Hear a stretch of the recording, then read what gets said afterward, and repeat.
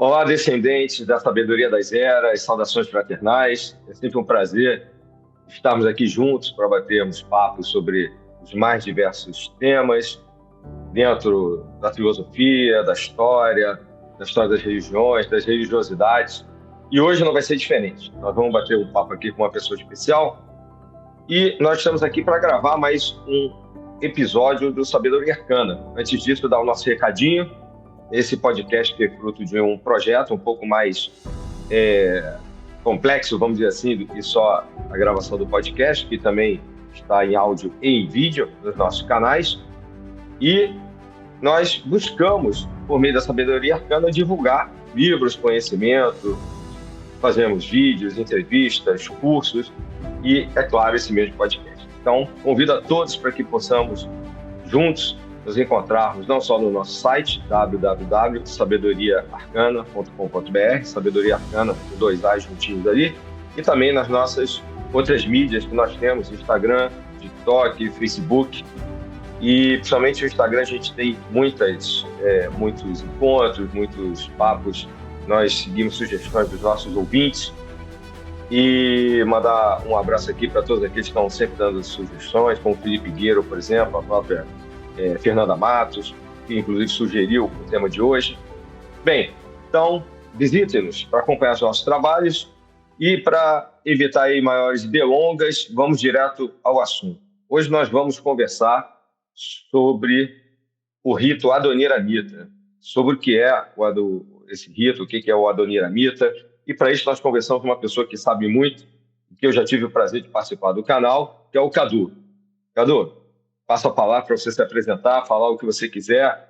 Lembra que no final você tem aí o espaço para divulgar também, onde o pessoal te encontra, falar do seu canal, ou se quiser falar agora também, fica à vontade. Perfeito, Diego.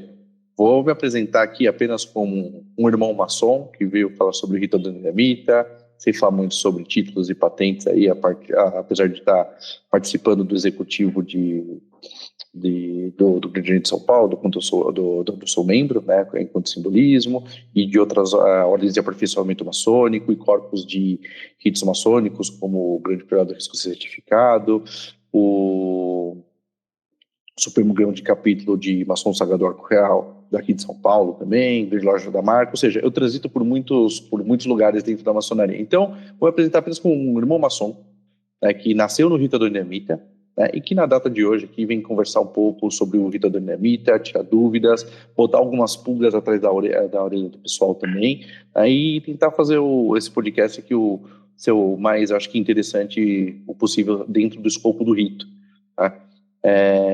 E poder falar tanto para os irmãos maçons, quanto para aqueles que não são maçons também entender um pouquinho sobre o que é um rito maçônico, como que dentro do que eles podem saber, né, de fora da maçonaria, tá? Então eu estou aqui para isso. Quanto ao canal, eu falo mais ao final mesmo, eu prefiro mesmo que a gente siga a pauta agora, porque eu acho que é a parte mais interessante mesmo, né? E para mim é uma honra estar aqui, né, junto com a Adílio. O Pablo não está aqui com a gente hoje, mas também está em presença de espírito aqui com a gente. São 2 pessoas que eu gosto muito, aí que a gente tem travado contato há não muito tempo, mas já rolou uma empatia logo de cara. Eu estou aqui porque vocês precisarem, gente. Vamos lá. Perfeito, é sempre um prazer estar contigo. A gente sente falta do Pablo, mas ele está aqui com a gente certamente, né? E nas próximas oportunidades, nas próximas gravações de Sabedoria Arcana, o Pablo estará aqui conosco, com a sua grande contribuição, como ele sempre dá. Então, vamos lá, vamos entrar no assunto, porque eu tenho certeza que esse é um tema que interessa a muitas pessoas, sendo ou não de organizações maçônicas, paramaçônicas. É um tema que está dentro também da história das religiosidades e que tem a ver com a própria história, não deixa de ser, né, da história do Brasil, da história do mundo, né, história de Portugal e etc. Primeira questão que eu queria te colocar é o seguinte: o que é um rito, né? Por que se chama rito? Porque esse é o título, né, que a gente está dando, e como é que ele se constitui, né? O que seria isso? Então vamos lá, isso é importantíssimo, principalmente para quem não é maçom, aqui entender do que a gente está falando um pouco, né? Quando a gente fala de maçonaria, a gente trabalha num sistema de graus e com uma série de procedimentos e com uma série de ensinamentos. Então, o rito maçônico, ele é a forma com que esses conhecimentos são passados para os membros da maçonaria. A gente pode falar que o rito ele é composto de alguns elementos ritualísticos mesmo, né? Tipo assim, a prática que acontece dentro da loja, né? E principalmente o que ele vai transmitir para aquelas pessoas. Todo rito maçônico, ele é composto da mesma coisa. Falando dos 3 graus simbólicos, né, que a gente divide bastante, né? Tipo assim, nós temos 3 graus, são os 3 graus fundamentais da maçonaria, que são pertinentes a todo e qualquer rito, né? Cuja a finalidade é formar maçons, fazer maçons, né, e passar o conhecimento maçônico. E nós temos os graus superiores, que aí vai do grau 4 em diante, né? E cada rito tem um número de graus específicos. Onde você tem o quê? Você tem um aperfeiçoamento, né, do que você aprende no simbolismo. Tanto que você tem alguns ritos que, inclusive, não tem graus superiores. O grau de Shredder não tem grau superior. Por exemplo, ele fechou só nos 3 ritos. Tá? Inclusive, para muitas compilações que a gente... Vou falar no linguajar mais palatável para todos, tá? Dos regulamentos maçônicos, que a gente chama de landmarks, mas na Inglaterra são os 8 pontos de regularidade, tá? Da Inglaterra. Você tem um ponto que, tipo, a verdadeira maçonaria, ela é calcada nos 3 graus simbólicos mais o sagrado arco real, tá? Isso é meio que uma aceitação geral, mas principalmente os 3 graus simbólicos. Então, para quem está conhecendo agora um pouco sobre maçonaria, tentando entender, a questão do rito é o procedimento por qual nós recebemos o nosso conhecimento, é o procedimento pelo qual é feita a aprendizagem, tá bom? Então, essa questão é muito importante, né? Porque existem diferentes ritos feitos em diferentes épocas e, apesar de todos terem a mesma finalidade, a forma de falar é diferente, o conteúdo é diferenciado para passar coisas similares, e até para diferenciar um pouco também, né? Tipo, cada autor dá um pouco do viés da sua cultura, do seu entendimento, mas a essência é sempre a mesma que está ali, né? Senão seriam maçonarias diferentes. Aí a maçonaria nós temos, apesar de entidades diferentes e ritos diferentes, né, a função da maçonaria é um com todos, que é o aperfeiçoamento do ser humano, tá? Então, enquanto a rito, acho que por aí a gente já consegue construir esse nosso panorama para poder entrar no rito Adoniramita. Sim, é verdade. Que rito é diferente de ritual, né? Exatamente. São coisas que o pessoal confunde.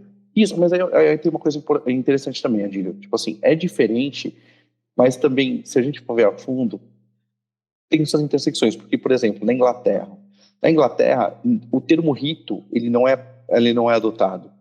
Você, por exemplo, você tem um procedimento, que a gente chama muito da arte, o craft, o trabalho maçônico. E lá você não vai ouvir a palavra por exemplo, de rito para os graus simbólicos. Você vai ver, por exemplo, diferenças de rituais. Então você tem o ritual de emulação, que inclusive é o ritual, digamos assim, é o ritual inglês praticado no Brasil, inclusive, eu acho que é o mais praticado, inclusive, no mundo dessa linha inglesa, mas você tem Stability, você tem Oxford, você tem uma série de rituais com pequenas diferenças entre eles, tá? que compõem esse conjunto do que seria, entre muitas aspas, um rito inglês, né? Mas um procedimento de trabalhar a maçonaria no sistema inglês.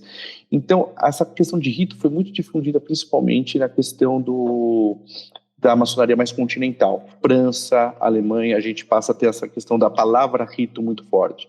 Lá para os lados da Inglaterra a gente não vai ter. Apesar de, por exemplo, nos altos graus, você pode participar lá eles chamam de ordens de aperfeiçoamento maçônicos, mas você tem o rito antigo e aceito, que seria o rito escocês antigo e aceito. Mas pegando essa frente mais do grau 4 em diante, mas para uma câmara específica, para um conjunto de graus específicos, o resto é tudo ordem, por exemplo. Tá? Então, existe uma similaridade, mas aqui a gente trata de uma forma diferente. Falando de Brasil, né, tipo assim, rito é esse conjunto da obra, e o ritual é que a gente usa a cada grau. Você tem o ritual do grau 1, o ritual do grau 2, o ritual do grau 3, e por aí vai.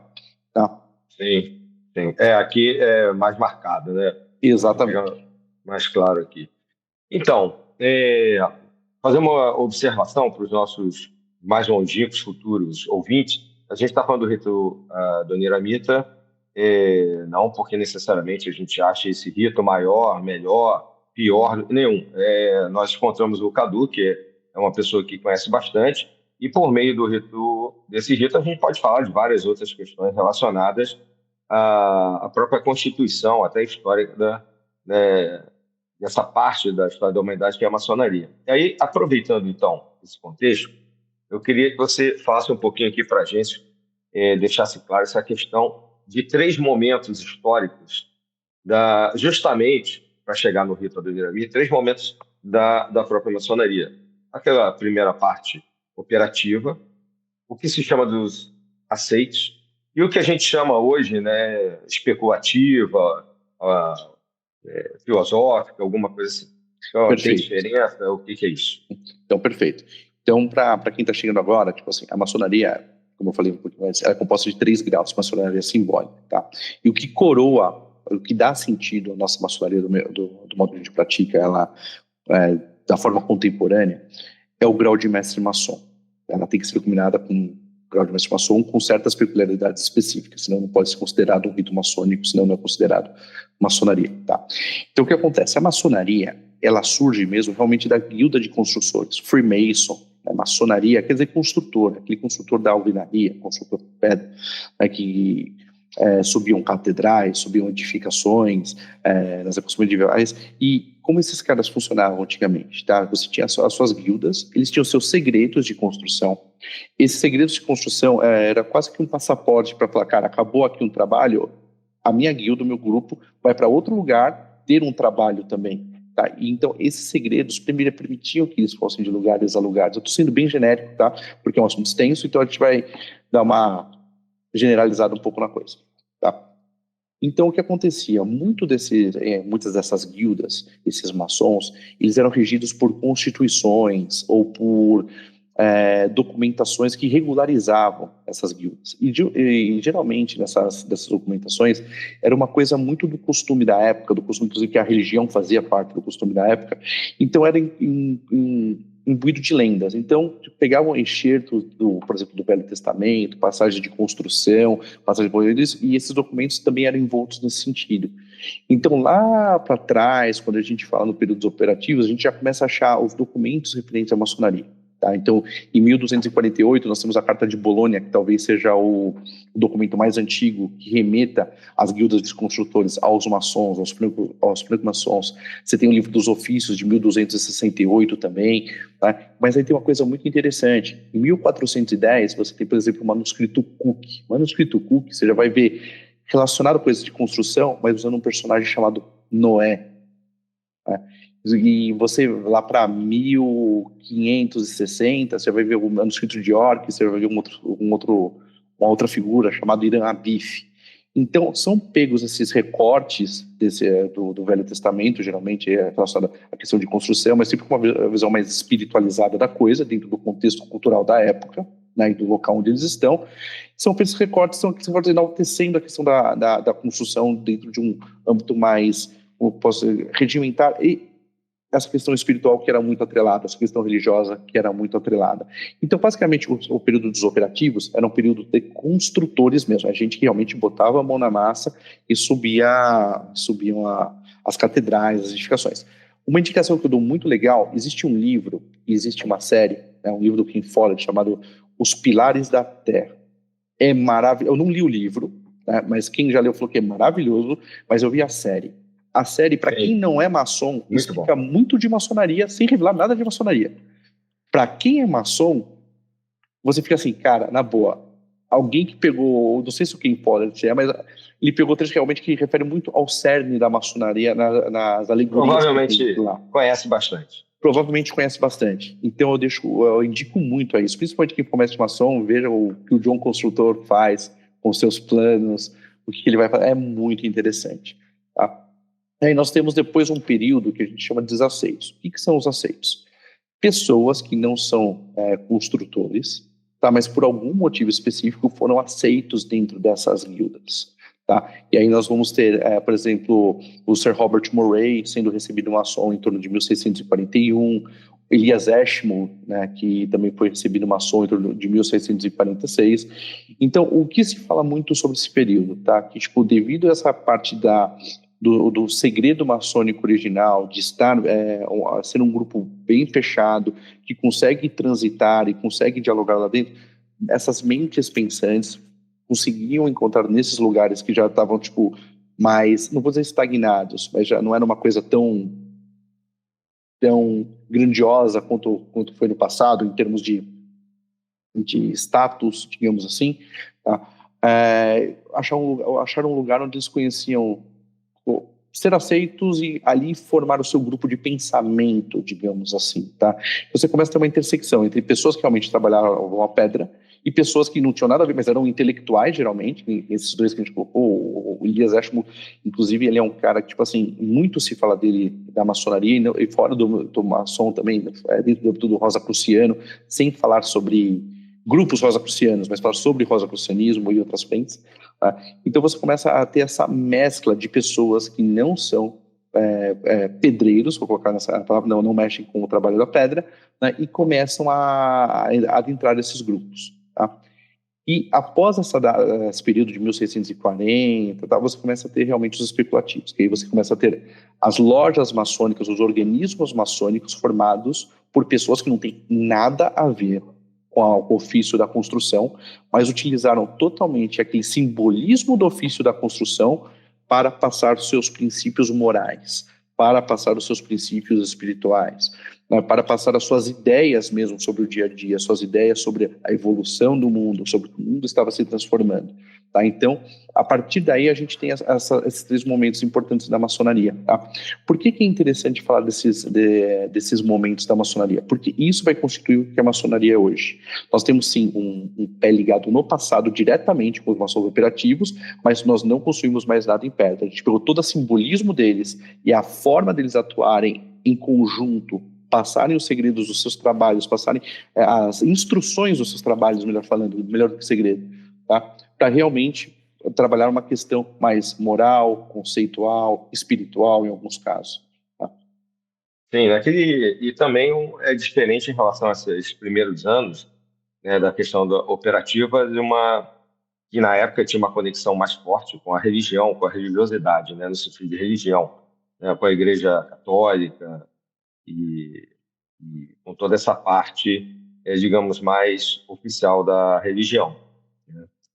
Aí eu queria aproveitar para ver aí contigo o seguinte: como é que se estrutura essa parte chamada de especulativa, né? Como vem de espécula, né? De você ter um reflexo do conhecimento, né?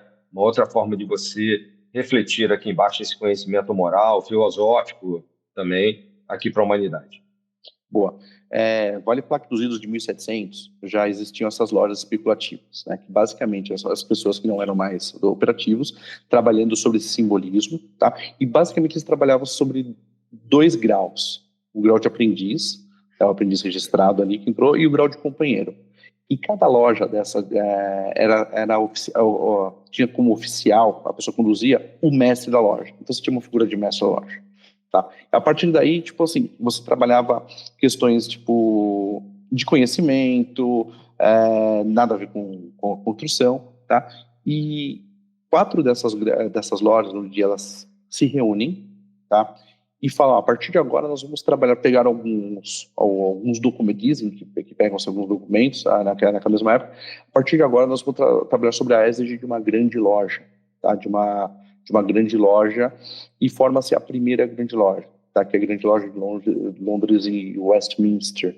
Tá? Isso daí a gente está falando de 1717. Tá? Então, a partir daí é que a gente consegue botar uma estaca como sendo um ponto zero do que a gente chama de maçonaria especulativa, dos moldes que nós trabalhamos, que já vinha vindo, né, desde o final ali dos 1600, começando dos 1700, tá? Mas a partir daí a gente já tem um assentamento daquele modelo que a gente trabalha um pouco melhor, mas ainda só trabalhado em 2 graus.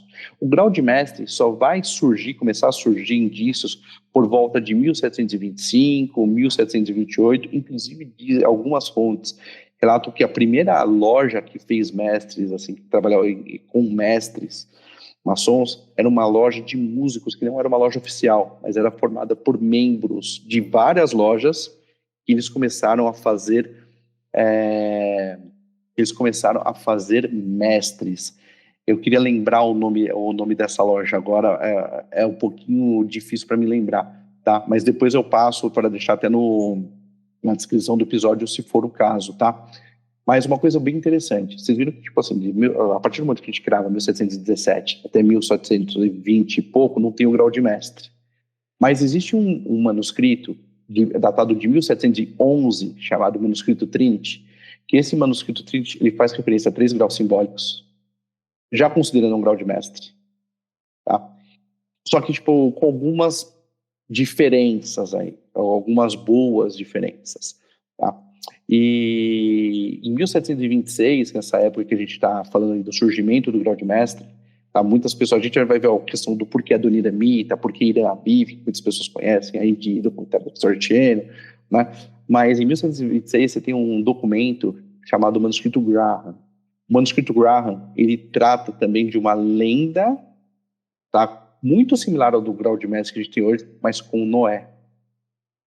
Isso é muito interessante, que antes da consolidação do grau de mestre, você já tem os indícios de que estava chegando uma coroa para coroar aquele sistema daquela maneira que ele deveria ser trabalhado a partir daquele momento, tá? Mas com peculiaridades diferentes do que a gente tem hoje. Tá? Então, a partir daí, a gente começa a falar um pouco sobre essa maçonaria mais especulativa mesmo. Tá?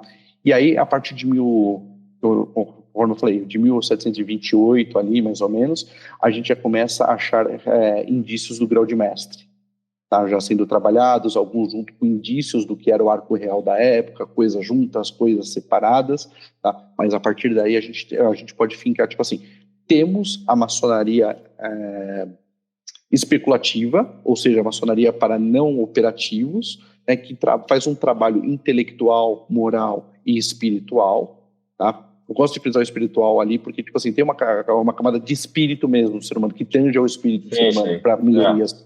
Né? Não é só intelectual. Exato. Que vai ser atuada, que vai ser trabalhado e desenvolvido para a maçonaria que a gente conhece hoje. Tá?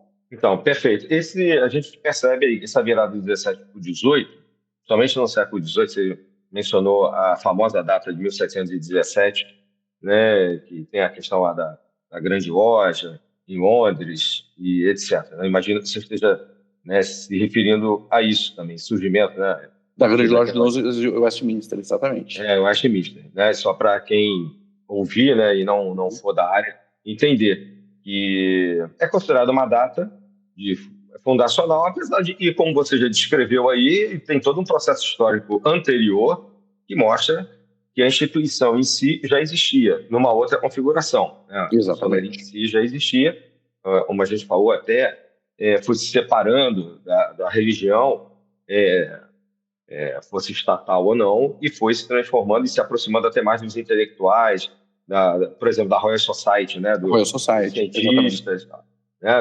Lá na Inglaterra, que eram os antigos naturalistas, que é um pouco da minha área de pesquisa, né? Dentro da história da ciência, como é que isso foi intercambiando ali.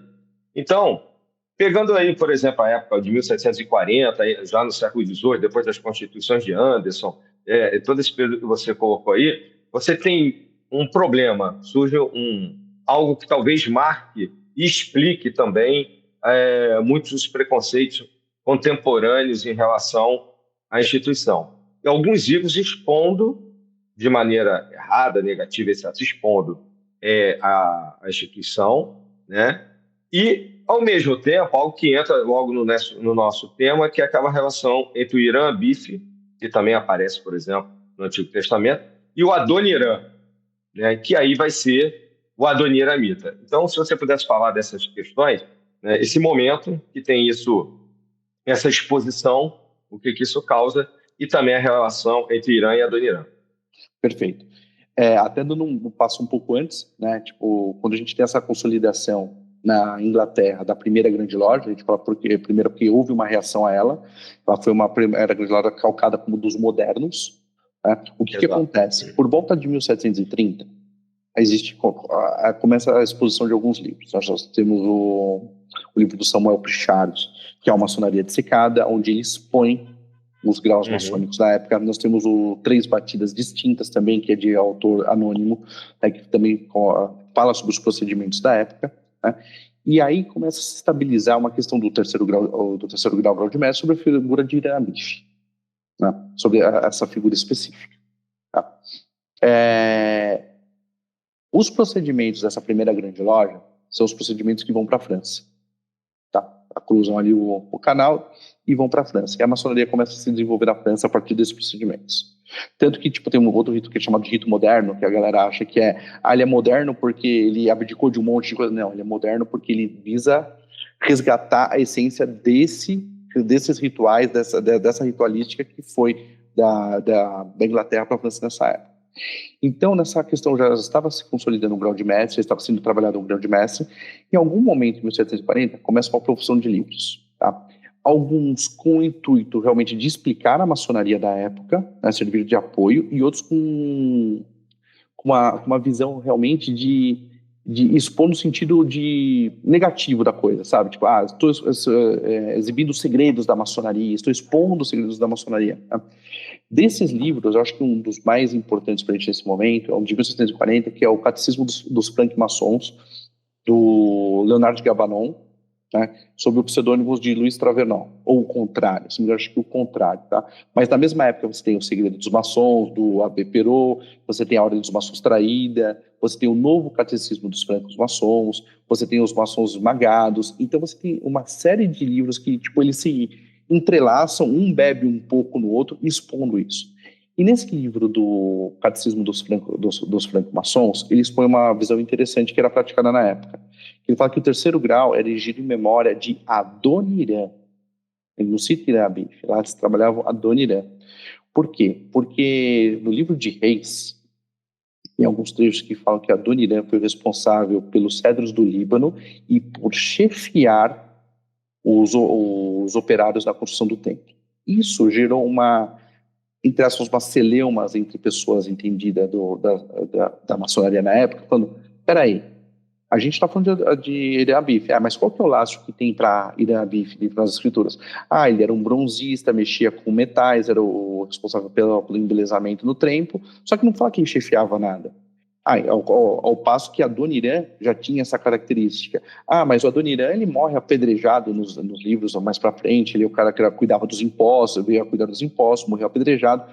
O que importa é o seguinte, quando a gente fala de maçonaria, a gente fala de lendas que transmitem conhecimento, ela não tem um compromisso com a verdade dos livros que são colocados nos livros religiosos. Tá? Então isso é muito importante. Então nós não somos Indiana Jones querendo descobrir uma verdade material ali daquilo. Não, aquilo é feito para nos passar, através de símbolos, de metáforas, um determinado conhecimento. Tá? Então aí houve essa divisão. É muito importante ressaltar, muito maçom adoniramita, eu gosto de falar que o rito adoniramita nasce nessa época. Não. Como rito, a gente tem que ter base do quê? Procedimento, conjunto de graus e qual que é o viés daquele conjunto da obra que ele quer passar.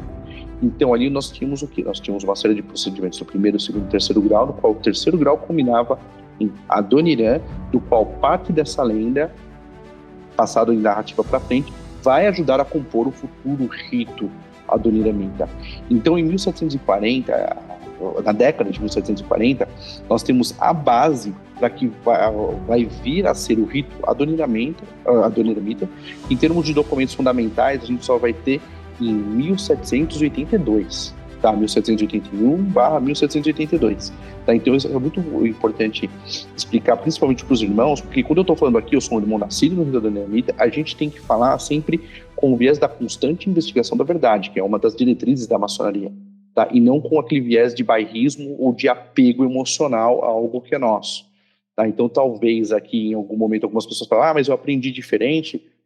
Peguem os registros, peguem onde tem registro, tá? Não tentem preencher lacunas, porque o mais importante é isso agora. O que é um rito? Lá existia rito? Não. Inclusive, existe um livro que é muito citado por maçom adoniramita, do Oscar Argolo, que é um livro antigo, que ele remete o rito adoniramita à cidade de, acho que a Bonn, na Alemanha, em 1200 e pouco. Não existia rito adoniramita. Provavelmente algum documento, alguma old chart, que possa ter remetido ao nome Adoniran, talvez.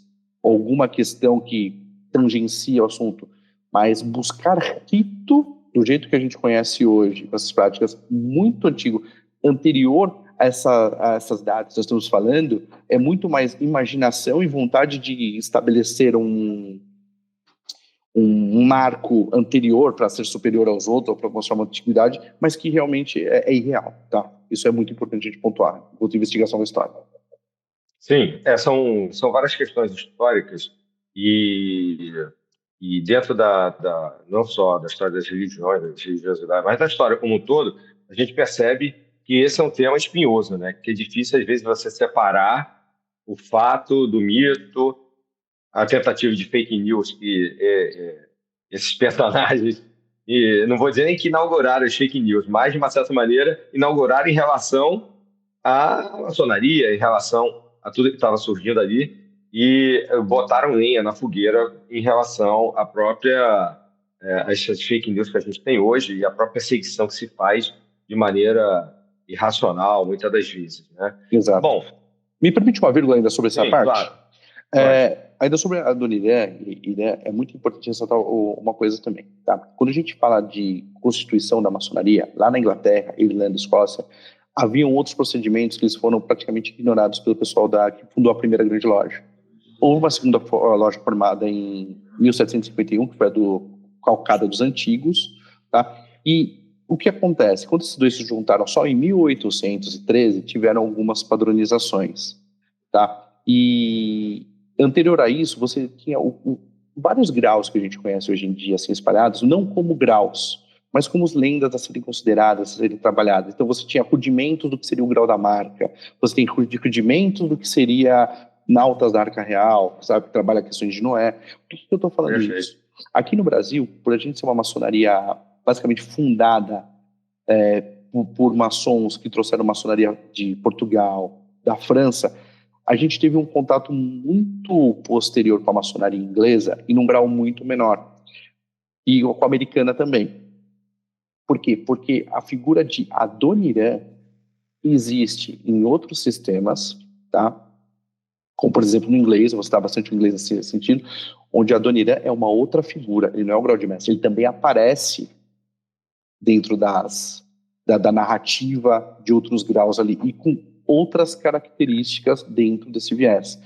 Então, às vezes é comum, por conta, inclusive, da instalação de um venerável mestre, que talvez, tipo, em outros ritos apareça o nome Adoniran em algum momento, saber que esse procedimento ele foi adotado desses sistemas americanos e ingleses e foi passado para todos os demais ritos que não existiam. Adoniramita não tinha instalação, escocês antigo aceito não tinha instalação, moderno não tinha instalação, mas como ele foi, na década de 60, promulgado para todo mundo, houve uma adaptação, então às vezes muitas coisas se confundem, porque tipo assim, pessoas que nunca viram a questão de Adoniran passam a ver em algum outro momento, e aí começa a confundir, e aí de repente no Vitor Adoniramita você vai ter a gente assim, viu, tá vendo? Tem lá também, tipo, e não é bem assim, gente, são outras coisas, tá? São totalmente outras coisas, numa outra narrativa que, inclusive, eu sempre indico a todo mundo que puder, faça os graus ingleses, porque vão aprender muito sobre aquela maçonaria que saiu da Inglaterra e foi para outros lugares também. Era só essa vírgula que eu queria falar sobre esse pedaço, Adílio. Não, isso é interessante, né? Porque você está falando da questão da Inglaterra, né? E a gente vai lembrar que, apesar de todo esse movimento aí nas Ilhas do Norte, vamos chamar assim, isso vai migrar para o continente. Exato. A criação dos ritos na França, na Alemanha, que é digamos assim, é importante até para o surgimento de várias tradições, como por causa do Jacob Boehme, por exemplo, depois isso vai influenciar o rosacrucianismo, o martinismo, que de uma certa maneira também se relacionam com o tema de hoje. Então, o que você podia falar um pouco dessa questão da parte continental da história? Bom, no continente, principalmente França e Alemanha, se desenvolve muito essa questão dos ritos, tá? É notável que tipo, os praticantes da maçonaria da época adotaram e gostaram dessa questão da continuidade, do aperfeiçoamento maçônico. Então você começa a ter uma profusão de ritos. Então, a partir, por exemplo, do discurso de Hansen, você começa a ter uma profusão de ritos com a denominação escocês. Então você tem o rito escocês retificado, você tem várias denominações de ritos escoceses que começam a pipocar na época, lá na França principalmente, você tem na Alemanha... Por questões cavalheirescas até, né? Por questões cavalheirescas, você tem o rito da estrita observância templária, que agarra muito não só essa questão do cavalheiresco, mas ele se fala, nós somos os herdeiros dos verdadeiros templários e vamos reivindicar, inclusive, as posses que ainda porventura existam. Na cabeça do Von Hund era isso. Né? Então, o que acontece? Diferente da Inglaterra, onde, com o passar do tempo, esses graus que eram à parte, ou esses trabalhos que eram tidos com essas lendas à parte, começaram a constituir ordens de aperfeiçoamento maçônico, Arco Real, Marca, Nautas, Cavaleiro Templário, Malta, e por aí vai, ficando em um monte, porque realmente existe um monte, não são só essas. Na França e na Alemanha, vai começar realmente você ter os ritos com os 3 graus básicos e uma profusão de, agora tem um rito que tem 1 grau a mais, tem 2 graus a mais. E é muito comum você achar ritos que, além dos 3 graus básicos, tinha um 4º grau. Porque essa questão de trabalhar só os 3 graus simbólicos como uma coisa que isso é tratado como maçonaria, isso é calcado em 1813 com a junção das 2 grandes lojas. Nós estamos falando de ritos anteriores a isso. Por exemplo, o rito do eremita, 1781, a publicação da Composição Preciosa. Rito moderno, você está falando de alguns anos antes começar a ser trabalhado os graus simbólicos. Rito observância templária, que depois virou o HER, né? Tipo assim, caminhou para virar o rito escocês retificado, mesma época. Então, já entrando um pouco no rito do eremita. Quando o rito do eremita ele é formado com 4 graus. Aprendiz, companheiro, mestre, né? E mestre perfeito, tá? Mestre perfeito ou mestre secreto, um dos dois, agora não lembro de cabeça, tá? Mas é um dos dois, eu sempre confundo, porque hoje em dia a gente tem os dois em 33 graus, mas só tinha um. E o que acontece? Depois, quando é colocado mais altos graus, aí sim vem um volume chamado perfeição, que aí é do 5 em diante, ou seja, o 4º grau ele sempre ficou vinculado à finalização do grau de mestre. Você pega o Arco Real, por mais que ele não seja tratado como um grau na Inglaterra, mas como uma ordem à parte, a verdadeira e pura maçonaria se trata dos graus de aprendiz, companheiro e mestre, mais o sagrado Arco Real. O rito escocês retificado, você tem os 3 graus simbólicos, o grau de mestre escocês de Santo André, para depois você passar por uma ordem interna de cavalaria. Entendeu? Naquela época, você não tinha essa separação tanto tipo em 3 graus e os demais. Você tinha os 3 graus e às vezes juntavam algumas coisas. E foi nesse cenário que o rito adoniramita ele começa a aparecer. Quando a gente chega lá mais para 1781, a gente tem o primeiro registro realmente de uma publicação que fala sobre o rito adoniramita, que é a compilação preciosa da maçonaria adoniramita. Os ritos eram tratados como maçonarias, né? Compilação preciosa da maçonaria adoniramita, 1781, 1782, tá? Sempre tem essa viradinha aí, tá? É um livro de referência, né? É um livro de referência. É um livro de referência. Sim, você tem os 3 graus, você tem os 3 graus simbólicos, o 4º grau, a loja de mesa, a loja de banquete e os procedimentos de como o maçom deve se comportar em loja. Tá? Então, a partir daí, realmente, a gente pode falar, a partir desta publicação, eu sei que existe um rito adoniramita. Falar de rito adoniramita antes disso é suposição. Algumas pessoas vão querer puxar um pouco por Barão de Tichudi, que veio um pouco antes, já seria o cara que tinha... Não existe prova textual disso. Existem indicações que alguns maçons da época fizeram dele, mas não existe registro realmente dele trabalhando isso, os graus do rito adoniramita, o procedimento simbólico do adoniramita. Então, em 1781, a gente tem realmente o código fala assim, aqui existe um documento, existe uma maçonaria adoniramita. É uma primeira edição de um livro, e ela é escrita por uma pessoa que se identifica como um cavaleiro de todas as ordens. Ele não é nomeado. Talvez até isso dê um pouco de margem para as pessoas especularem, será que era o Barão de Tichudi, porque ele era um cavaleiro do Oriente e do Ocidente, membro do Conselho do Oriente e do Ocidente, onde eles trabalhavam altos graus na época, então puxam um pouco para esse lado. Mas em 1782, o primeiro volume da Compilação Preciosa, assinado por esse cara. Em 1785, sai o segundo volume, que aí vai do grau 5 em diante, tá? Ela é composta do 5 ao 13, só que não falava tipo assim, aqui é 1 ao 4, aqui é 5 a 13, aqui é 1 ao 4, são os graus, a maçonaria, aqui é perfeição, grau de 1 de perfeição ao grau 9 de perfeição, tá? E aí, o que acontece? Aí a gente já começa mais um problema referente ao rito da adoniramita. Ele nasceu com 12 ou 13 graus. Por Isso é quê? uma pergunta e Que nunca volta vai e ser meia. respondida. É sempre É, feita e nunca vai ser respondida sempre. adequadamente. Por quê? Muitas pessoas tendem a colocar que o rito da adoniramita, não, ele foi escrito em 12, mas o 13º grau que tem lá, que é o grau de Cavaleiro Prussiano, ou Cavaleiro do Akita, ele foi colocado como uma curiosidade histórica, sendo traduzido do alemão por M. de Berge. Tá, beleza. Mas se você pegar a compilação preciosa e chegar ao final desse grau, está escrito fim do último grau. E aí? Uhum.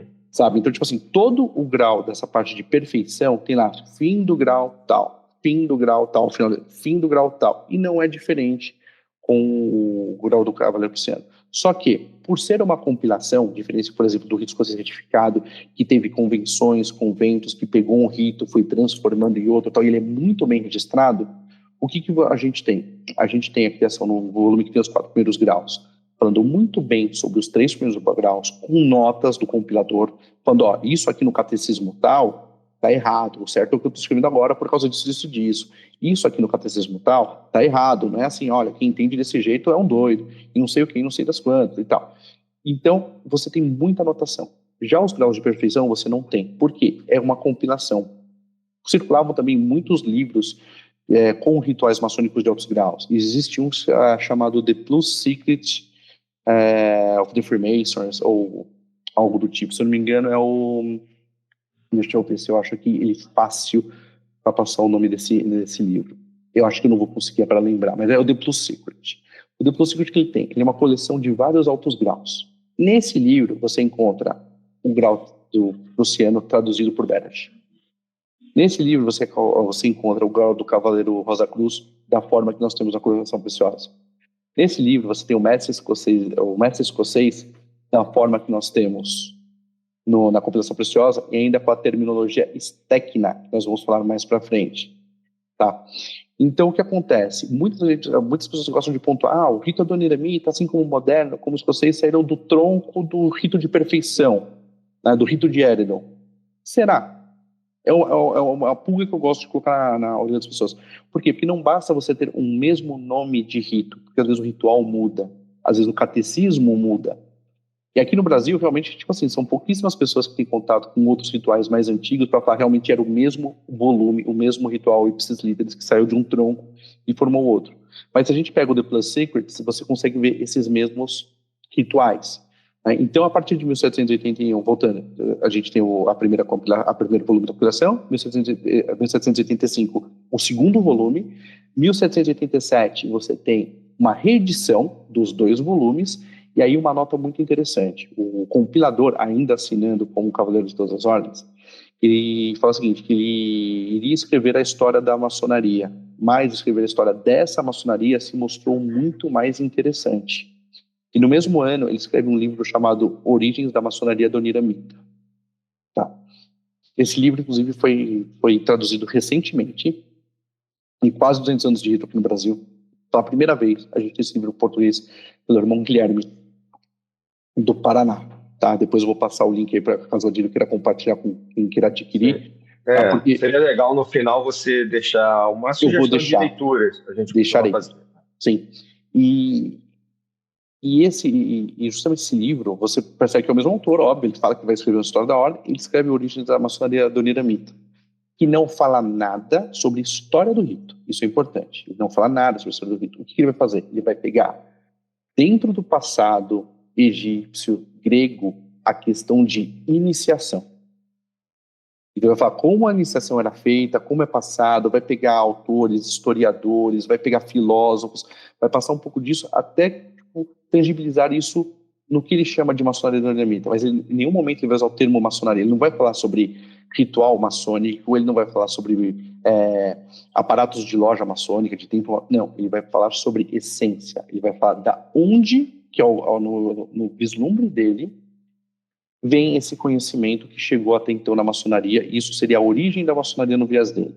Tá? Então você tem o livro base em termos de loja, né, tipo o livro de referência, que é a compilação preciosa, e você tem esse livro que seria um suporte mais conceitual, /espiritual, /iniciático. Tá? que, porque não se sabe, no ano seguinte ele mudou o título desse livro, tá? Vira como uma introdução, iniciação, algo do tipo, assim, e não se sabe, não tem registro do porquê que ele muda, tá? Mas ele tira um pouco fora isso do escopo do que seria a maçonaria adoniramita, tá? Isso também é um outro ponto que fica assim, muita gente se debruça em cima tentando entender o porquê das coisas, tá?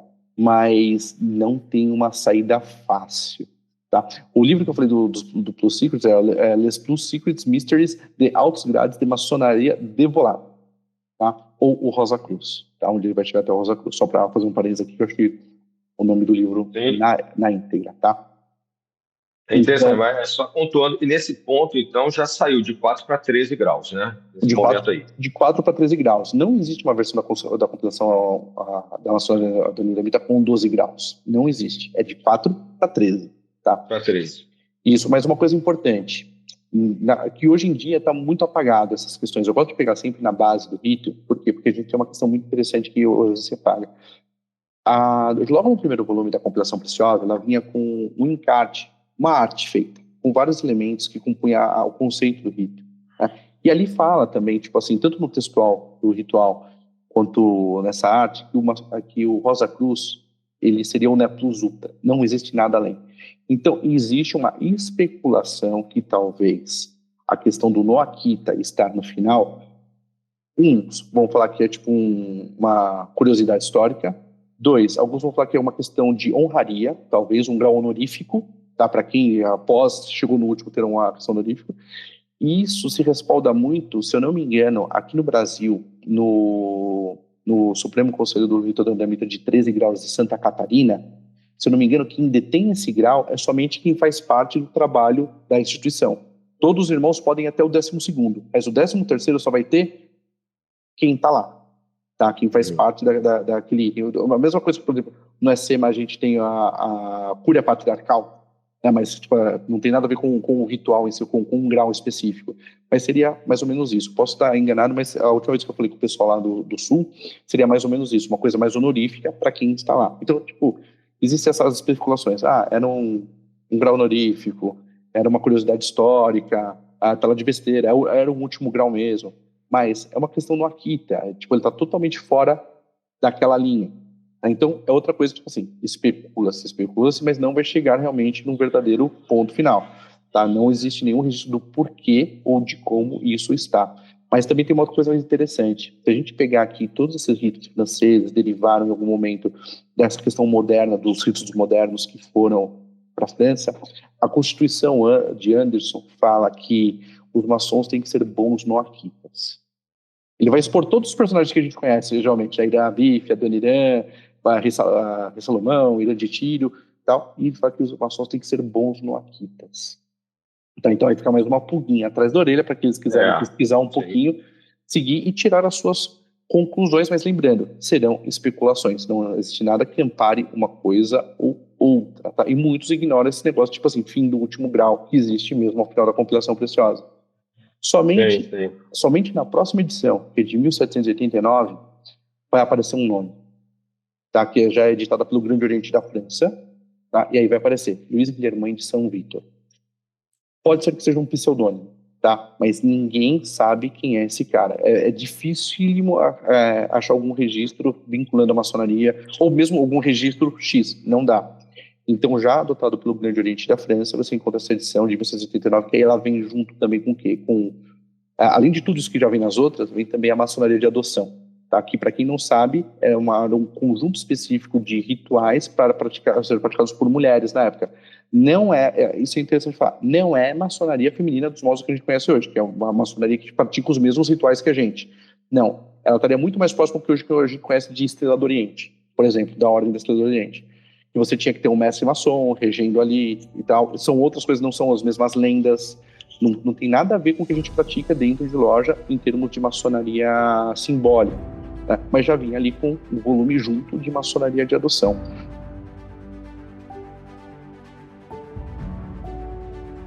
E aí a gente tem uma outra crise do rito adoniramita. Quem que é o verdadeiro autor? Esse tal de Guilherme de São Vítor. Durante muitos e muitos tempos, fala-se sobre o Barão de Chudi, só que o Barão de Chudi, ele morre, se eu não me engano, acho que 29 anos antes da compilação ser escrita, tá? E não tem nenhum registro dele realmente como um compilador. Quem cita ele como uma fonte criptodinâmica? Ragon, no seu livro Ortodoxia Maçônica, Thorin, em uma das suas enciclopédias, Eliphas Levi, no Dogma e Ritual da Alta Magia. Ele vai citar o Tshudi como o criador da Estrela Flamejante, que realmente foi uma ordem que ele fez com um viés mais de simbologia alquímica, né? E ele também cita como sendo o criador do rito da dinamita, porque era a informação que circulava na época do Levi, tá? Mas aí nós temos um outro ponto realmente tipo, de divisão, que quem é maçom adonamita mais antigo sempre vai sustentar a questão do Tshudi, porque o Luiz Guilherme de São Vitor muito pouco foi falado e nada existe sobre ele, tá? E hoje em dia, a galera que tipo, curte estudar um pouco mais fala, calma aí, peraí, a gente tem gap de tempo, gap de registro, e o que a gente tem de registro realmente está vinculado a uma pessoa específica. Tá?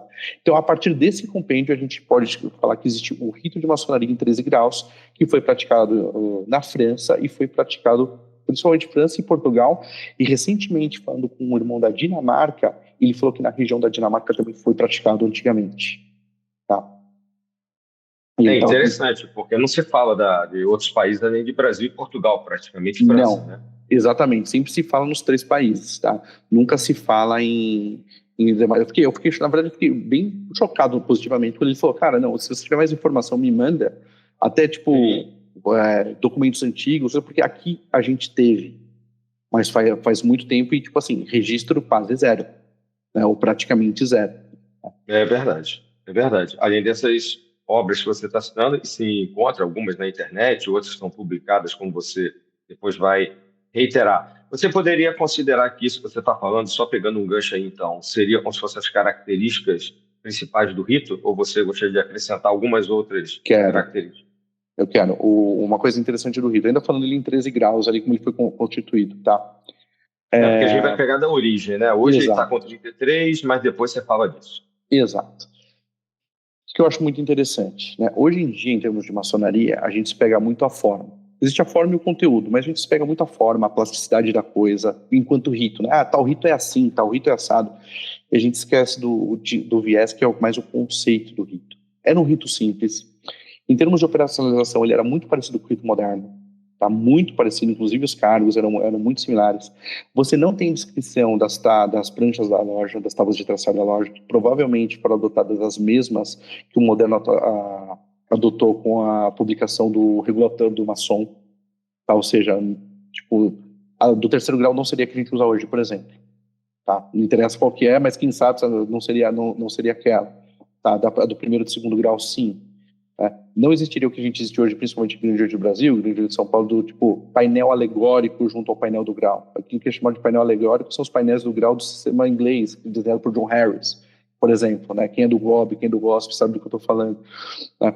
Então, tipo assim, ele era um rito, ele era muito simples. Eu ainda, por mais que existisse simplicidade, eu considero ele um rito ainda bem místico por conta de como estão calcados os seus catecismos, as perguntas, as respostas, os ensinamentos ali. Dá para ver que tipo existe uma inferência muito mais interior do que uma coisa simplesmente moral ali, sabe? Dá para pegar um pouco disso.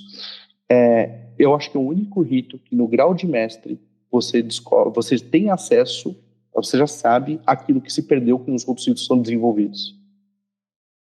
Tá? Porque a gente perde alguma coisa no 3º grau, né? E depois existe uma quest por outras coisas. Tá? Então, tipo assim, é o único rito que você até então que realmente se sabe o que é que se perdeu ali, já. Tanto que depois no Mestre Perfeito, você já não vai tratar muito aqui, você vai tratar outras questões ali, tá? Você vai ver o escopo do grau. Aí depois você vai tratar outras questões. Tá? Tem uma questão muito forte também, que, por exemplo, a gente usa, hoje em dia, o símbolo do Stekna. A gente vai falar sobre ele mais pra frente, mas, tipo, confunde muita gente, por quê? Ele é um Agnus Dei, uma representação do Agnus Dei em cima do livro em cima do livro que existe no Apocalipse, né? Aquela representação que existe no Apocalipse, só que dentro de um delta reluzente. Né? Tipo assim, essa questão do Stekna, ela sempre foi importante para o rito, tá? Enquanto grau ali, enquanto compreensão da transição que acontece ali, mas ele só foi adotado isso no Brasil, tá? Tipo assim, o rito, ele não era um símbolo do rito, isso daí foi adotado pelo Supremo Grande Capítulo dos Cavaleiros Maquitas, que foi uma das entidades formadas aqui no Brasil já para gerenciar o rito. Tá? Então, ele é um rito, tipo assim, principalmente ele é simples, ele era direto, a sua beleza está na profundidade dos seus rituais, e principalmente essa questão de realmente, tipo assim, conceitualmente, ele acabar realmente no Rosa Cruz. Tá? E isso é muito importante para quem é maçom eremita, que você veja aquele gráfico que eu falei, tipo assim, aquela imagem que existe na compilação preciosa, porque ali existem legendas. E ele vai falar sobre cada item daquela imagem. Existe uma que eu vou citar mais para frente quando eu falar desse técnica, que ali ele dá realmente o objetivo do cavaleiro, do Cavaleiro Rosa Cruz no rito adoniramita. Tá? Isso que eu vou falar no porque foi publicado, é livro, tá aí para quem quiser ler. Tá? Mas, tipo, para quem já passou ou vai passar, você consegue entender o porquê daquilo sem dar spoiler de nada. Tá? Então, acho que essas são as principais características do rito antigamente. Você não tinha essa descrição dos painéis, era tudo muito simples, sabe? Com o tempo que ele realmente foi se desenvolvendo, e principalmente no Brasil, porque ele morreu nos outros lugares. Essa é a verdade, simplesmente ele morreu, mas ele foi descontinuado, né? por motivos que a gente vai explorar um pouquinho ainda aí. Tá, então pegando essa questão, né, de ter sido descontinuado, mesmo com todas essas características místicas, né, até de uma herança muitas das vezes considerada religiosa e tal, como é que isso se institui no Brasil? Porque o Brasil provavelmente é o principal país que mantém o rito, né, recebeu de Portugal, né, como se fala, depois acabou morrendo em Portugal e mandou de volta, né, meio que voltou. Mandou de volta depois. Né, reimplantou lá. E essa é uma característica, né, histórica. Essa questão no Brasil, e como é que acontece essa questão de sair de 13 para 33 graus? Que não, já que é o famoso número, né, que se associa misticamente aí a várias tradições, como é que esse pulo acontece aí, historicamente? Então, vamos lá. O rito chega aqui através das primeiras lojas maçônicas que aportam aqui. Alguns vão falar que desde 1801, algumas lojas que existem e tal, mas a gente vai fincar principalmente uma loja chamada Comércio e Artes. Tá? Geralmente é atribuído à loja Comércio e Artes estar trabalhando no rito adoniramita quando trabalha aqui. Ela é fundada em 1815, ela bate colunas e ela ressurge de volta em 1821. Essa é a loja que depois vai se dividir em 3 lojas para fundar o primeiro Grande Oriente, que é o Grande Oriente do Brasil, aqui na nossa terra. Tá? Para alegria de alguns e para desespero de outros, eu sei que agora eu vou botar forca no meu pescoço e vou puxar. Documentalmente, eu vou dizer que, tipo assim, a maior evidência é que realmente a Comércio e Artes e outras lojas praticavam o rito adoniramita. Por quê? Quem tiver acesso às atas históricas de fundação do Grande Oriente do Brasil, e aí eu peço para que quem for membro do Grande Oriente do Brasil, peça para a Secretaria de Cultura, porque existe um caderno compilado das atas históricas. Tá? E se eu não me engano, em 1923, teve uma série de boletins seguidos do mês de julho, 6 de julho, 7 de julho, 8 de julho, que trouxe sequências dessas atas. Tá?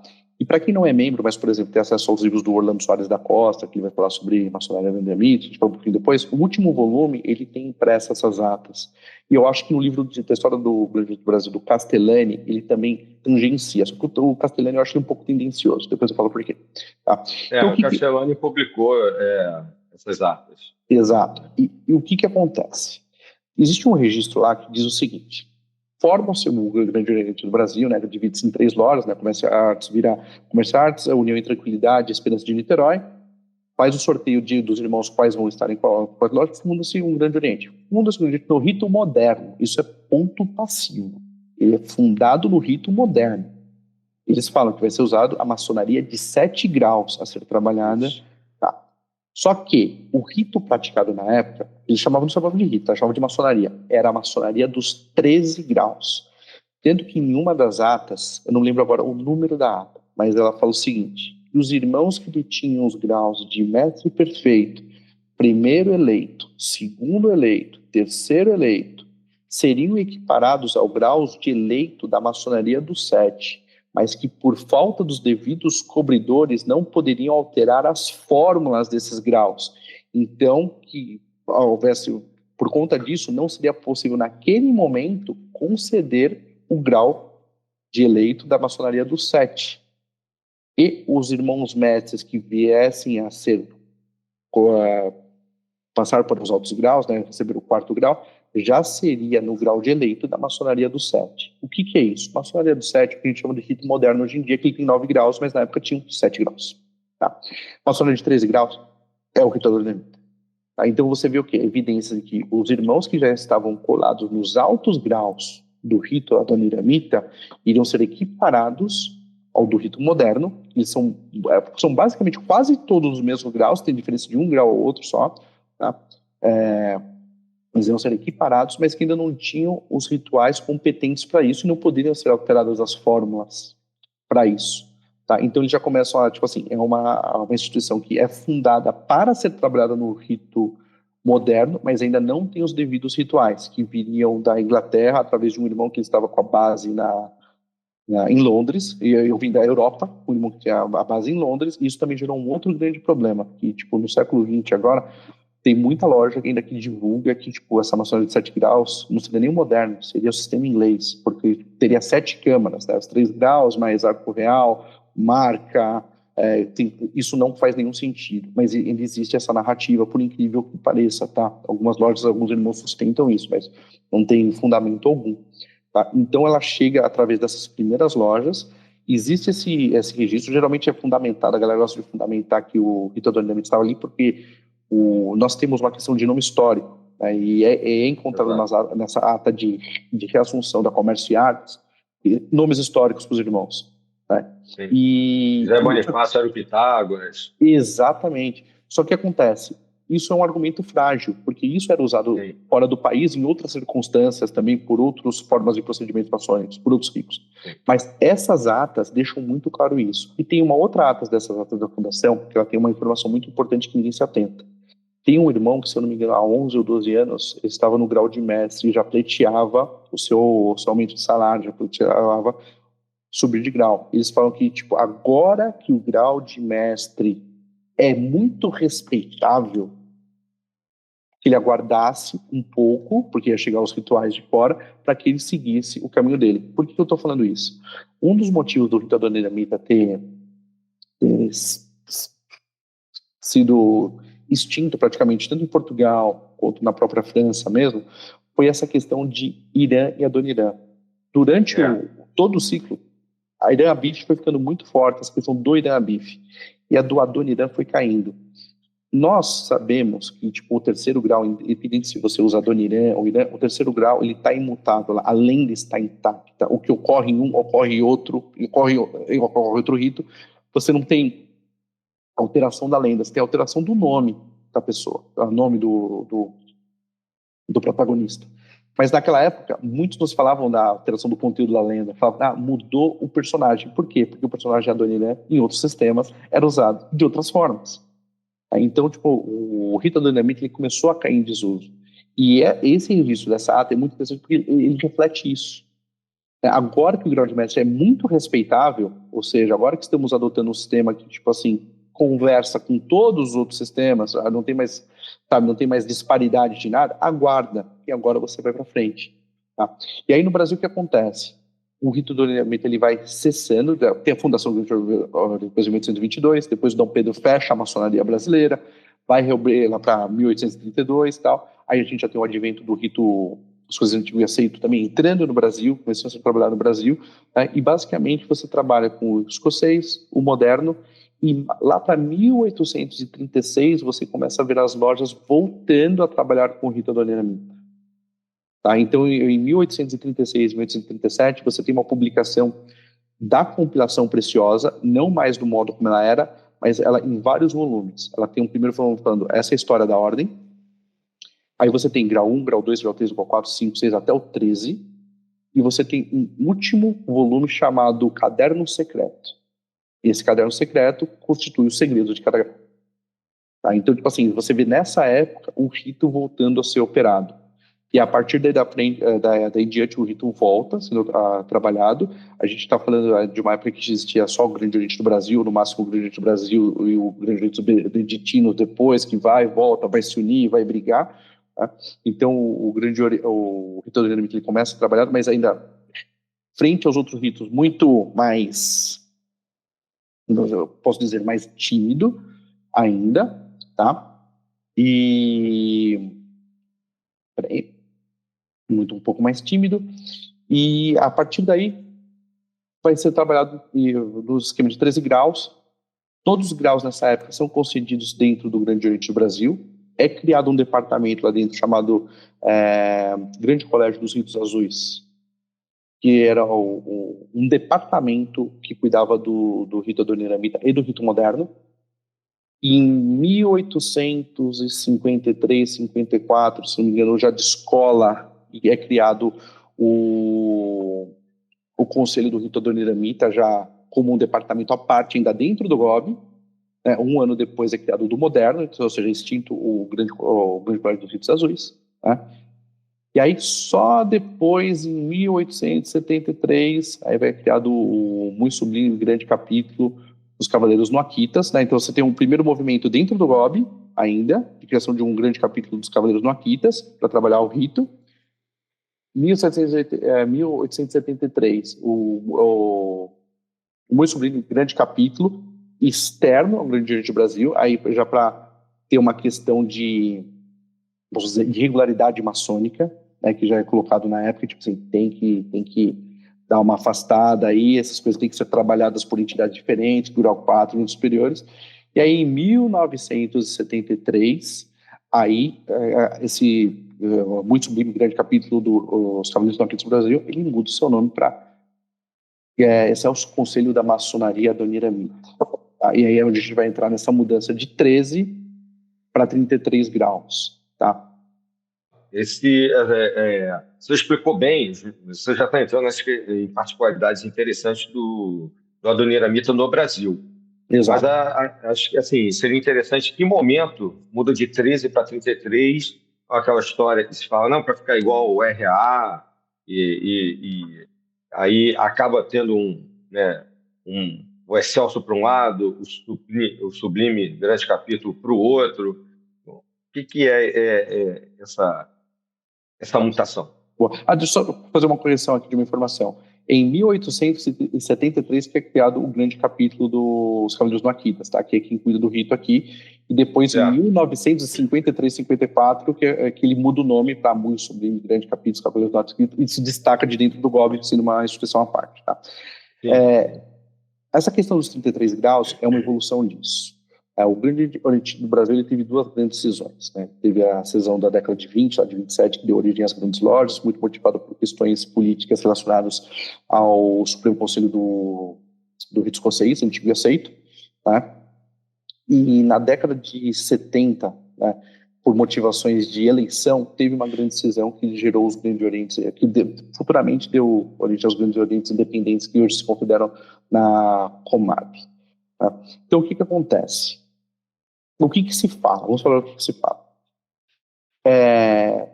O rito escocês antigo aceito, ele põe os seus 33 graus, que é super conhecido, então, ele é a maior base dos praticantes hoje no Brasil. Se não me engano, 80% da base pratica isso, independente de potência, é a mais ou menos essa proporção. Tá? Então, tipo, a questão dos 33 graus ficou muito, muito almejada. Tá? Aí você tem uma questão seguinte, você tem uma grande potência que toma um baque. Era um rito que era relativamente pequeno, que perde muitas lojas simbólicas. Se você tem poucas lojas simbólicas, poucos irmãos ali, quem que vai vir para a tua base dessas instituições maçônicas que trabalham paralelamente, que trabalham nos altos graus? Você tem uma redução disso também. Isso é o que é falado, tá? Então, com base nisso, estudou-se uma reformulação do rito, tá? Tipo, pegando a essência do rito adoniramita e acrescentando o número de graus de uma maneira que ele não que ele não brigasse com os graus predescendentes ou com as características do rito. Tá? Mas o que a gente sabe? Antes dessa rixa, em 1968, acho que na época do governo do Dinamarca, ele já autoriza as revisões dos graus simbólicos do rito adoniramita.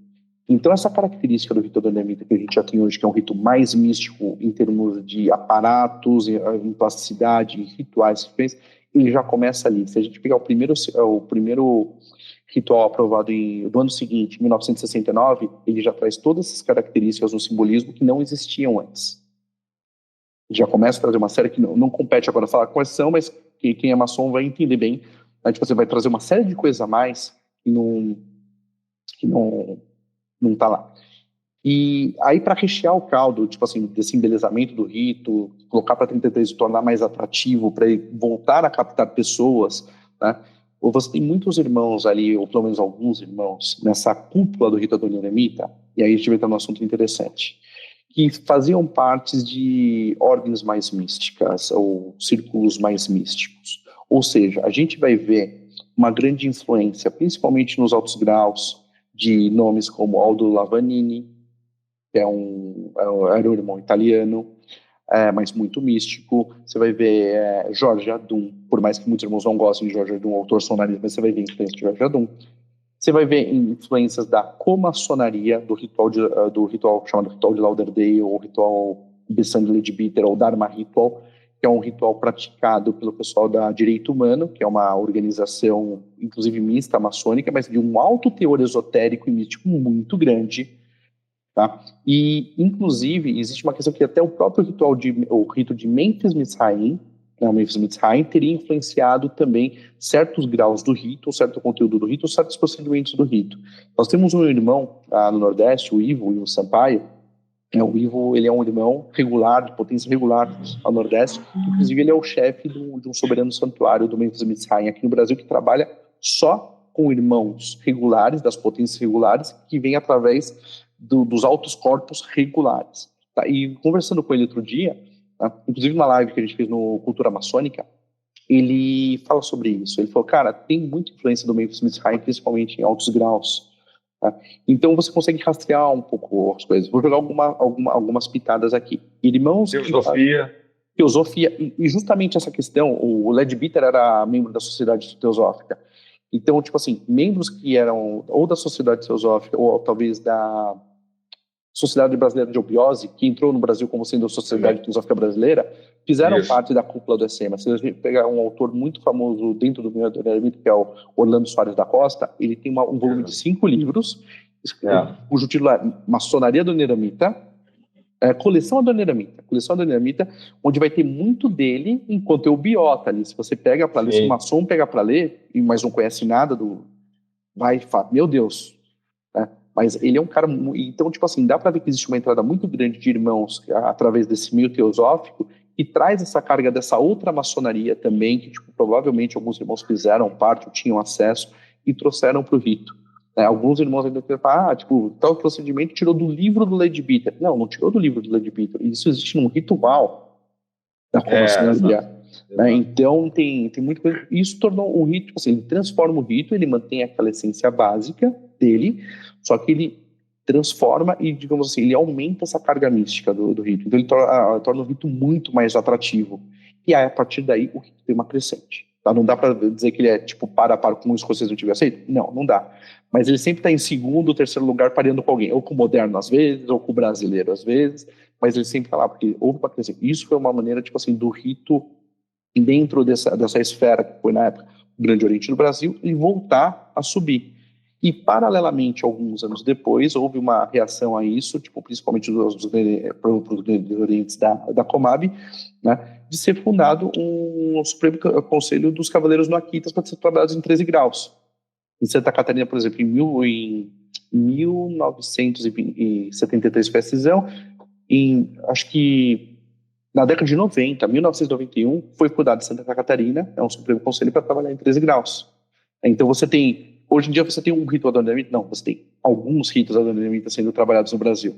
E aí, tipo assim, realmente mudam-se as peculiaridades, porque você vai ter o auge no Rosa Cruz, e outro você vai ter o auge no 33, no Grande Patriarca, entendeu? Então você tem essa diferenciação, vai ter uma diferenciação de viés, né, por conta da maneira que são... Então você dá para dizer hoje em dia que pelo menos a gente tem 2 ritos adoniramítas trabalhando, né, com muita intersecção, mas também com diferenças muito latentes. Tá? Sim, é muito interessante para poder até recuperar essa parte histórica que muita gente acha que o que tem hoje está pronto. Não é assim. Isso acontece com tudo, né? Tem todo um caminho histórico, e o caminho histórico que você está mostrando do adoniramita é complexo. Para a gente caminhar aqui para o final da nossa entrevista, Você falou que ia falar da questão do Steckner, né? E Isso. eu acho que seria interessante, que eu acho que também, dentro dessas influências, a gente tem a influência provavelmente da Rosa Cruz, da Mork, por exemplo, nesse momento, e a Mork estava um grande crescente aqui no Brasil, entre os anos 50 e 80, e tem a Shekinah, que é muito cara, né, aos ensinamentos Rosa Cruz. Você podia falar um pouquinho disso? Posso, Antes eu da vou gente falar tentar. dos livros? Eu vou tentar falar de uma maneira que não exponha muito, tá? Né? Exato, é. Então, tipo, me perdoe se eu der algumas voltas aqui nessa explicação. Hoje, o símbolo do rito dandamita é o chamado Steck. O Steckner ele é composto de um cordeiro em cima de um livro com 7 selos dentro de um radiante triangular. Tá? Originalmente, se for ver na compilação preciosa, o que é chamado de Steckner, a gravura, ele está na Arca da Aliança, ele nem tem esse rutilante ao redor dele, é só o cordeiro em cima do livro. Ele está na Arca da Aliança. Quem for mestre escocês, que tiver olhos que veja, que tiver ouvidos que ouça, fazendo uma piadinha, quem for mestre escocês do rito dandamita, tanto de 13 graus quanto de 33 graus, veja aonde que está a narrativa. Estudem o seu ritual. Eu não vou falar do ritual do dandamita, eu vou falar das escrituras. Tá? E no dia da expiação, lá no tabernáculo, bonitinho, a presença de Deus se manifestava dentre os querubins da arca. Tá? Então eu vou falar só isso daí. Isso daí é interessante porque há um tempo atrás houve uma discussão, por conta até das cisões que teve no Seus Conselho, né, sobre o direito de uso do brasão, tá? do Steckner. Isso daí é o Agnus Dei, é não sei o que, é não sei das quantas. Em maçonaria a gente não trata de religião, a gente trata de pegar ícones e trabalhar da nossa maneira. Tá? Então ele vai trazer ele vai beber daquele significado para tangibilizar outras coisas para a gente. Tá? E aí muitos vão me perguntar, mas Cadu, você está viajando, cara? Pô, você está falando de um símbolo que é um símbolo cristão, que aparece lá no final do Apocalipse, mas ele está na Arca da Aliança. Aí eu vou fazer uma provocação aos irmãos. Quando vocês estão nos graus simbólicos, vocês estão buscando algo, vocês almejam ainda. Vocês estão lá, vocês estão indo atrás daquilo, é inefável para vocês. Nos graus, tipo, vou dizer assim, mais cristão, com iconografias cristãs, que nem o Rosa Cruz é uma iconografia cristã, quer queira ou não. Por mais que não seja cristianismo, mas tem uma iconografia que representa o quê? Vamos falar de iniciação, mas não vamos falar de maçonaria. Vamos falar aquela pessoa que está com aquele aparato crítico que vai realizar coisas. Percebam que a maçonaria ela é sutil, a maçonaria fala por símbolos, a maçonaria dá conceitos morais. A maçonaria fala sobre transição, sobre mudança. Tá? E aí eu acho uma coisa muito interessante, porque até a gente tem um irmão que eu gosto muito, faz tempo que eu não converso com ele, mas, que é o André Otávio Assis Muniz. Nessa época das cisões, ele escreveu um texto sobre o Steckner, falando e tal. Na época ele, acho que estava como secretário de cultura do ECMA, do segundo ECMA que foi fundado lá, né? E ele falando que, tipo, essa questão, e ele falou, tipo assim, existe num dos textos ele fala mais ou menos assim, tá? Que existe uma questão que, tipo, supõe-se que o Steckner seria Shekinah, mas isso talvez não seja tão apurado, ele dá umas outras oportunidades, eu vou na contramão dele, tá? Por quê? Porque muito provavelmente, pela narrativa que existe no ritual, sabendo qual que é a contraparte nos textos, aquilo muito provavelmente está se referindo a Shekinah. O nome Steckner está errado ou foi modificado. Se a gente vai buscar lá naquele livro que eu te falei, do The True Secrets, o mesmo ritual está como Shekinah. E tem um cara que muita gente gosta no ocultismo, nos estudos, chamado René Guénon. René Guénon, ele tem um livro sobre o companheirismo maçônico. E ele fala abertamente que o rito dandamita, na época dele, tá, continuava divulgando um erro, onde divulgava Shekinah em vez de Shekinah. Existe esse livro, existe essa referência, tipo, não é uma referência boa para nós dandamitas, porque na verdade está metendo pau que a gente está fazendo algo errado. Né? Mas se você vê realmente o contexto do grau, ao que se refere, ele está puxando isso. E uma coisa muito interessante, né? Aquela figura que eu te falei no final da compilação, ele fala que, tipo, o cordeiro ali com aquele livro, tipo assim, ele abre os 7, cada selo se refere a 1 grau da maçonaria. Então, o cordeiro, ele é o que vai abrir os 7 graus da maçonaria e somente o verdadeiro Rosa Cruz é capaz de ler o que existe dentro daquele livro. Então, tipo assim, o que eu aconselho? Todo mundo que é do Dinamita, pega a compilação preciosa, qualquer tradução. Tem a do irmão que tem no Clube de Autores, a do Ferrelli, que é muito boa. Você tem a da Loja Gilvan Barbosa, que é a mais conhecida. Tá? Pega, vê o desenho, vê os graus, o insumo dos graus, que você vai ver o quê? O que existe praticamente em todos os graus maçônicos da época. Quem é mestre escocês de Santo André do Rito Escocês Retificado entende a mesma coisa sobre sobre uma outra ritualística. Quem é do sistema inglês, você passa do arco real, você precisa ter o arco real para passar para o Cavaleiro Templário. Entendeu? E aqui eu não estou falando de religiões, não é uma religião suplantando a outra ou dando sequência a outra. Estou falando de símbolos maçônicos de aperfeiçoamento do ser humano. Entendeu? Então eu queria só jogar um pouquinho disso sobre os técnicos, porque realmente, da minha compreensão, dentro de todo esse estudo, de pegando esses itens, o termo técnica está errado. Ele é Shekinah. Tá? É bem interessante, porque é uma chave que abre para várias outras questões que ficam aí para, digamos, meditação dos ouvintes, né? Exatamente. Né? Até você já falou bastante e eu acho que até mesmo para ouvintes em geral, não precisa ser necessariamente da maçonaria, porque o Shekinah é um símbolo que é usado Em várias ordens, em várias instituições. Exatamente. Né? Tanto que você citou antigos autores né, que mencionam isso daí. Então, para a gente partir para o final né, desse excelente bate-papo nosso, duas coisas. A gente ficou de falar de obras, né, algumas orientações, alguém que, fora as tantas que você já citou, e também você deixar aí seu contato, deixar também né, o teu canal, falar um pouquinho de você. Perfeito, vamos lá. Sobre obras, tá? Hoje em dia existe uma profusão de obras sobre o Rito da Ermita, que quando eu comecei não existiam tantas, tá? O que eu sempre aconselho, o que for sobre ideias conceituais e tal, é do autor, tá? É muito vias do autor. E tem pouca coisa sobre história. Então, com o pé mais no chão, o que eu recomendo? Existe um irmão nosso que atende sobre o nome de Melquisedeque, tá? Ele tem 3 livros, um de aprendiz, companheiro de diversas maçons, que eu acho que são bons, são muito bons. Eu gosto de sempre citá-lo, eu trocava bastante ideia com ele, inclusive, tá? Hoje em dia, além do Adoniramita, ele trabalha muito no rito moderno. Ele tem livros sobre o rito moderno também, tá? Compilação preciosa é fundamental. Não importa que hoje o rito é de outro jeito que não da sua fundação. Porque se você quiser estudar o rito, você tem que estudar a compilação, entender quando surgiu, quais foram os contextos históricos. Existe uma versão da compilação que eu falei agora do irmão Ferrelli, ela chama... Não é uma versão da compilação, é um livro sobre o Rito Adoniramita, chama Rito Adoniramita 1822, onde ele traz ano a ano ali um comparativo, uma progressão de eventos, ano a ano, tá?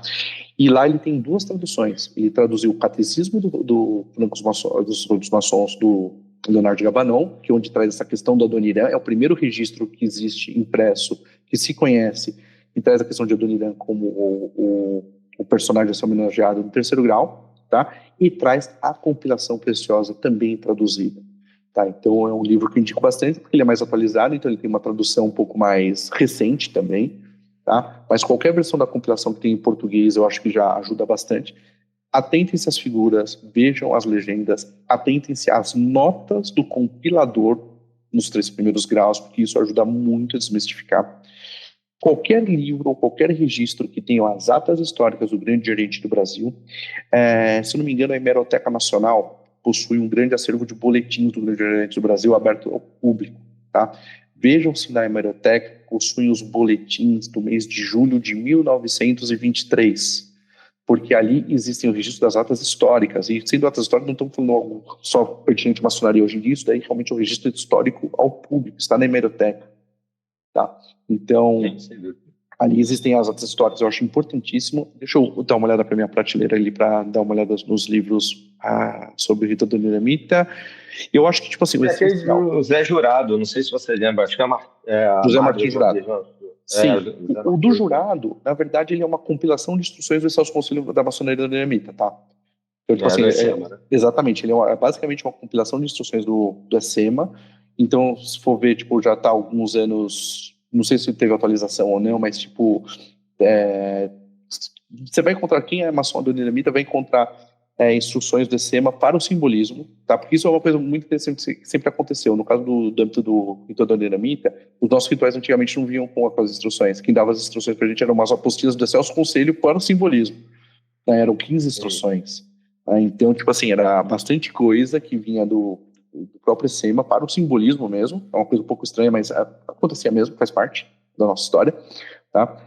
Existe um livro que eu nem falei do irmão Guilherme, eu vou passar o sobrenome depois direitinho, que ele traduziu o Origens da Maçonaria da Dinamita, tá? Não é um livro tão fácil de ler, tipo, é um irmão que ele dá muita volta, ele referencia muita coisa, mas é o estilo de literatura da época mesmo, que é um pouco mais difícil, tá? Mas eu acho ele importantíssimo, porque em todo o tempo que a gente viveu no Brasil, esse livro é a primeira vez que ele vê a tradução em português, tá? Eu acho que, tipo assim, de rito mesmo, de história, esses seriam os que eu indico. Existem outros que vão tratar sobre os altos graus, sobre graus simbólicos, mas aí vem muito do viés do autor. Então eu prefiro indicar aqueles que são mais neutros, mais ou direcionados à história, ou mais neutros em termos dessa conceituação. Para quê? Para não dogmatizar ninguém sobre o olhar de ninguém, tá?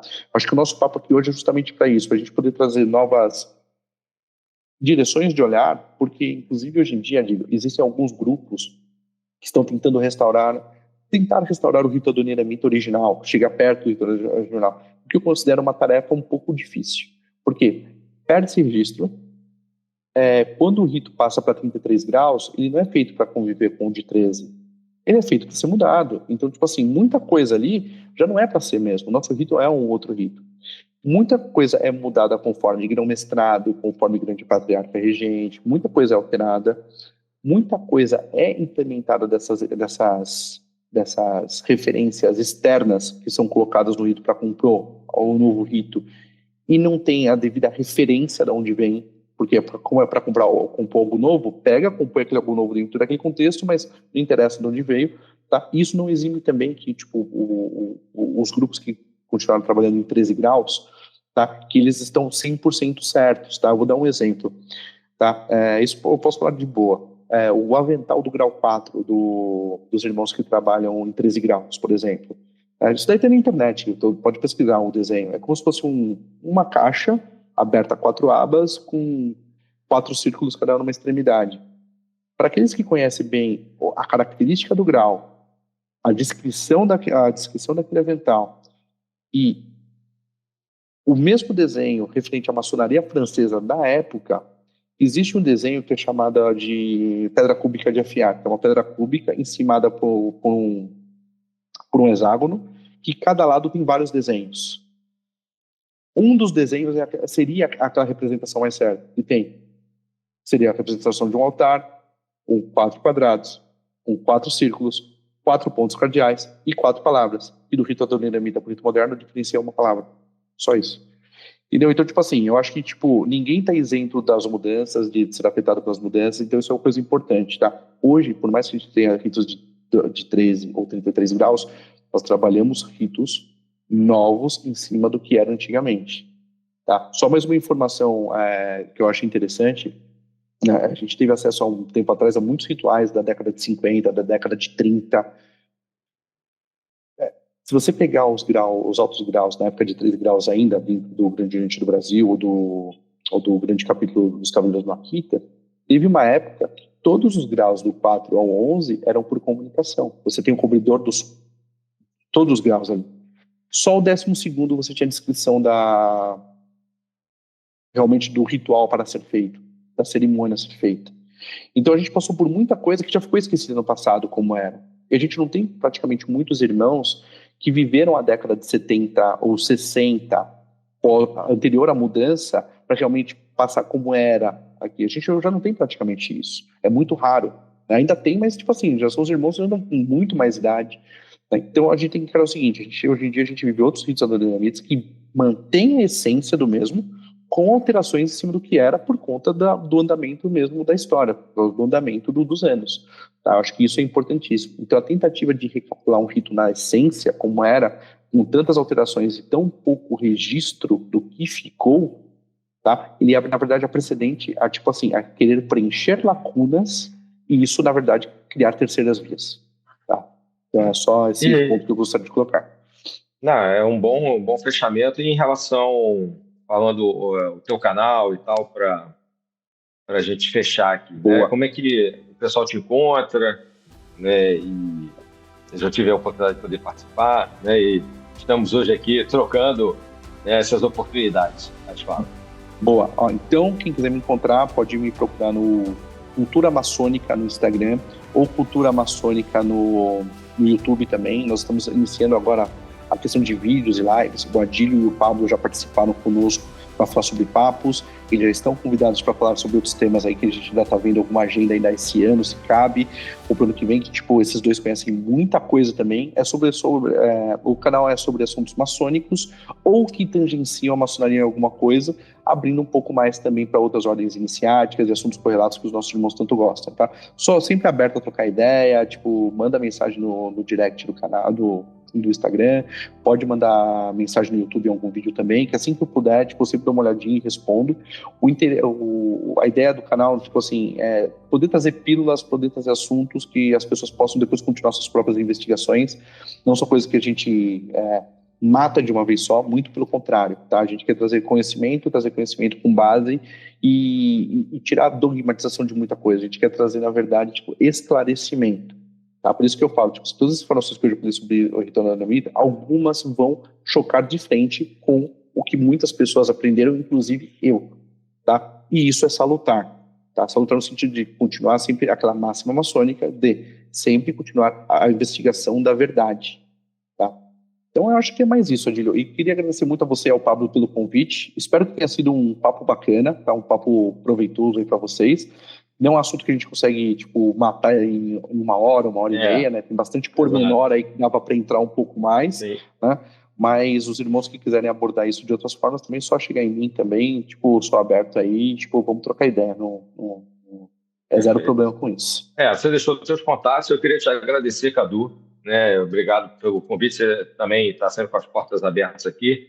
Eu queria só fazer um complemento que eu me lembrei. A gente tem no GOB o Sérgio Emilião, que fala bastante, faz muitas palestras, então até como uma homenagem a ele. Ele tem um livro que eu não conheço, que é a Doutrina do Niramita, está no Clube de Autores. Então fica como referência também, mas ele, né, secretário de Rito, é uma pessoa que conhece bastante, só para a gente não deixar passar. Cadu, foi um prazer enorme estar aqui contigo. Em meu nome, em nome do Pablo da Sabedoria Arcana, a gente deixa o agradecimento. Eu tenho certeza que foi extremamente esclarecedor. É o que se pode falar. A gente está tratando dos aspectos históricos, filosóficos aqui, que é o objetivo da Sabedoria Arcana. Nós, como eu disse, não que a gente tenha uma preferência por um rito ou outro, mas esse é um rito que realmente vai capitanear não só pela história aqui do próprio Brasil, porque toda aquela questão que a gente já conhece, estuda até na escola, né, da independência do Brasil, ter passado por personagens como Gonçalves Edo, como Zé Bonifácio, que estavam na Comerciarte, que você citou, aí depois se desmembrou em outras 3 lojas, aí cada um foi para uma loja, aí, etc. Mas a historicidade por trás da Comerciarte passa pelo Rito do Niramita, que eu comungo da sua opinião, né, de que realmente o rito que se praticava aqui é muito evidente que era o Rito do Niramita, e depois, sim, a coisa muda para o moderno. Então, é uma particularidade interessante, que realmente é um debate acalorado, né? O pessoal tem por esses detalhes, assim, mas, enfim, por primazias que no final das contas não muda nada, né? Mas a história é história. Então, estamos aqui falando também da história do Brasil, com a participação da sua, né, do Pablo, minha e da Sabedoria Arcana. Então, meu querido, saudações arcanas para você, muito obrigado. Estamos aqui de portas abertas e deixamos também aqui uma saudação ao público, saudações arcanas para todas e até a próxima.